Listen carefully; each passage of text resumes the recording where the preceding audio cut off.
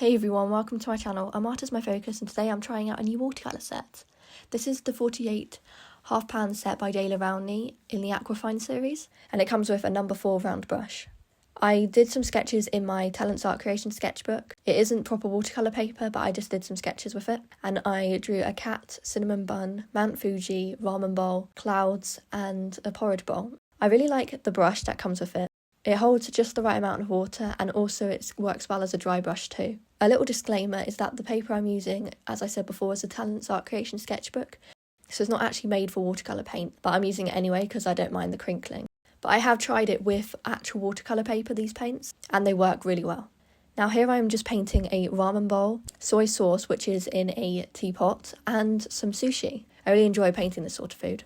Now if I had to pick 6 colours which are my favourite from the set, I would say they are olive green, Naples yellow, peach pink, ultramarine violet, Prussian blue, and burnt sienna. I think all these colours have been picked out very well and they work really nicely. I really like how they layer over each other. They can be very opaque if you use less water, and then they can be very transparent if you use loads of water. Now I bought some brushes from Amazon a couple of years ago and they don't work nearly as good as this brush that they put in the set. It is just the right size. It's not too big and not too small. It can make fine brush strokes and thick brush strokes too. I really like it.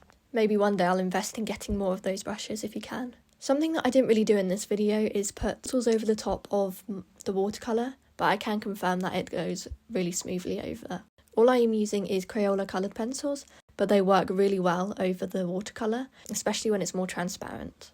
On the other page I painted a stack of pancakes, iced coffee and croissant.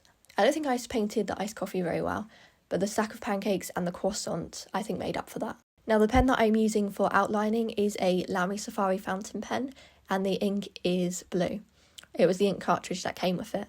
I really like how it's working. I might do a video on the fountain pen sometime. I also really like the mixing trays. I really like that it comes with 8 mixing trays so that I can have loads of colours on the go so I can keep using them during my painting process, which is nice. What I really like about these paints is you can take out the half pans and then you can replace them with another brand's one. Or you could refill them once you have finished using them. Before I used to have a 12-pan watercolour set by Faber-Castell, but after a while I wanted a bigger set and so I went for this set. I would say they do feel more luxurious, the Faber-Castell paints.